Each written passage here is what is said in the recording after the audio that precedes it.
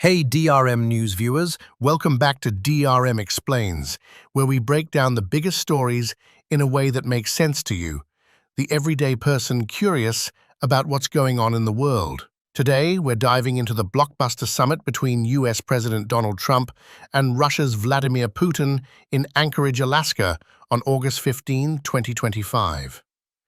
It was hyped as a game-changer to end the Russia-Ukraine war, but after just 3 hours, the two leaders walked away with no deal. So, what went down? Who came out on top? And what's next for Ukraine and the world? Let's unpack it. Picture this. Trump and Putin, two of the world's most polarizing leaders, meeting at a US airbase in Alaska, surrounded by F-22 fighter jets and a whole lot of history. Why Alaska? Well, it used to be Russian territory until the US bought it in 1867, so it's a symbolic flex for Putin. For Trump, it's a chance to play host on home turf. The goal? To stop the Russia-Ukraine war, now in its third year, which has left cities in ruins and thousands dead. Trump's been promising to end this war in 24 hours since his campaign. But over 6 months into his term, he's still swinging and missing. Meanwhile, Putin's looking to break out of his global timeout. Think of him as the kid nobody invites to the party since Russia's 2022 invasion of Ukraine. So, both had a lot to prove. What actually happened? Spoiler alert, not much. The summit was supposed to deliver a ceasefire to pause the fighting in Ukraine and set up peace talks. But after 3 hours, barely enough time for a good movie, the talks fizzled out. No ceasefire, no signed agreements, not even a joint press conference. Trump, who usually loves a mic, dodged questions, and Putin just smiled and waved as he hopped back on his plane. They both called it progress, but it's like saying you almost won the lottery. No specifics, no roadmap, just vibes. Trump did bring along heavy hitters like Secretary of State Marco Rubio, and Putin had his right-hand man, Foreign Minister Sergei Lavrov. That tells us they weren't just winging it. There was some serious oversight to keep things from going off the rails. But the big question is, why no deal? Let's break down who got what. Who came out on top? Putin's big win. Folks, if this was a boxing match, Putin walked out with the championship belt. Here's why. Bacanas. Back in the spotlight. Putin's been a global outcast since Russia invaded Ukraine. There's even an international arrest warrant against him. But landing in Alaska, riding in Trump's limousine, the Beast, and getting red carpet treatment? That's a massive PR win. Russian TV ate it up, calling it proof Moscow's back in the big leagues. Temporal. No promises, no problem. Putin didn't. Buying time.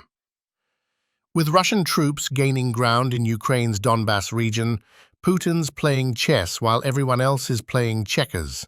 He's stalling, knowing time's on his side. Trump's mixed bag. Trump's score is trickier. He's pitching this as a win, but it's more like a participation trophy.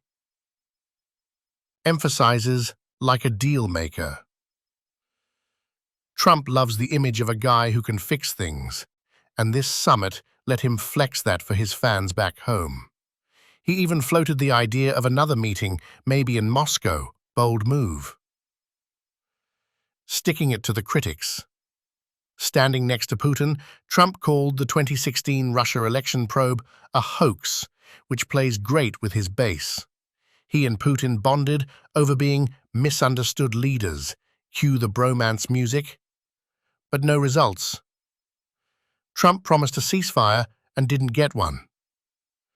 He's been talking tough about sanctions on countries buying Russian oil, like India, but didn't follow through. That's a swing and a miss for the guy who said he'd end the war in a day. Ukraine's tough spot. Poor Ukraine. President Volodymyr Zelensky wasn't even invited. He's stuck, watching from Kyiv, worried Trump might cut a deal behind his back.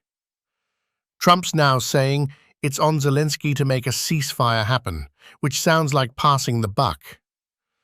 Ukraine's losing ground militarily, and Zelensky's adamant he won't give up 20% of his country. But with Trump hinting at less US support if Ukraine doesn't play ball, Zelensky's between a rock and a hard place. Europe's nervous. Europe's leaders, like those in the UK and Germany, were also left out. They're freaking out that Trump might make a deal with Putin that screws over Ukraine and weakens NATO. For now, they're relieved no bad deal was signed, but they're watching Trump like hawks. Who won? Who lost? Winner: Vladimir Putin. He got the red carpet, the headlines, and a free pass to keep doing what he's doing. No sanctions, no concessions, just a big old diplomatic high five. Loser: Ukraine and Zelensky. Sidelined and pressured, Ukraine's fighting for its life, while Trump and Putin play big-shot diplomacy. Zelensky's got to figure out how to keep US support without giving up his country. Toss-up: Donald Trump. He got some cool photos and a chance to dunk on his critics, but no ceasefire means he didn't deliver. His approval on the Ukraine issue is already shaky at 38% per a Wall Street Journal poll, and 58% of Americans want more aid to Ukraine, not less. On edge: Europe. They dodged a bullet with no bad deal, but they're sweating what Trump might do next if he cozies up to Putin again. Europe steps up. European leaders will push to be part of any future talks, demanding Ukraine's voice be heard. They'll fight to keep NATO strong and Putin's demands in check. Putin's game plan: he'll keep pushing in Ukraine, betting he can outlast everyone. He might dangle economic carrots, like Arctic deals, to keep Trump sweet. Trump's home front: if he doesn't show results soon, the heat's on. Americans are split. 51% disapprove of his Ukraine strategy per that same poll. He can't afford to look weak. The bottom line: this summit was like a Hollywood trailer. Big on hype, short on plot. Putin strutted out looking like a global player again, while Trump's still chasing that big win he promised. Ukraine and Europe are left holding their breath, hoping they're not sold out in round two. It's a high-stakes game, and right now, Putin's got the better cards. Stay tuned, folks, because this story's far from over. Thanks for joining me on DRM Explains. Hit that like button, subscribe, and drop your thoughts in the comments. What do you think happens next? The most productive one right now. We're going to stop really 5, 6, 7,000, thousands of people a week from being killed. And President Putin wants to see that as much as I do. So, again, Mr. President, I'd like to thank you very much. And we'll speak to you very soon and probably see you again very soon.